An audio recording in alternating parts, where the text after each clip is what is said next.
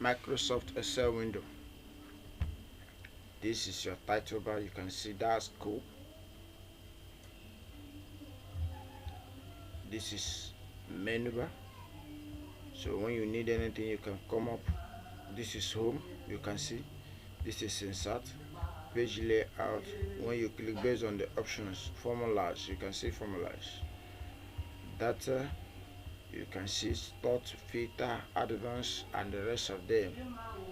You can see review, spell check, translate, and all the rest of them. You can see view for you to set your viewpoint. This is normal, it's 100%. You can zoom in or you zoom out. Let's zoom out. You see you just get tiny, but let's go back to 100.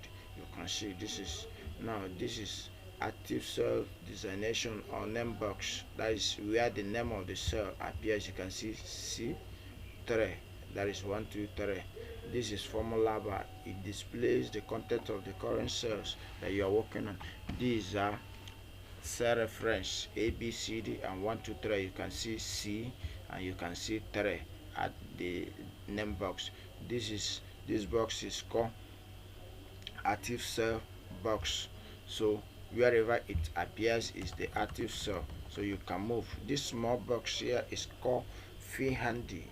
It's used to copy formulas, as you can see, so you use it for duplication. Now this is your working area or worksheet environment. You can see we have sheet 1, sheet 2, sheet 3, sheet 4, and sheet pen. Normally it used to be 1, so you can add as possible as you can based on what you are doing, so you can always add. So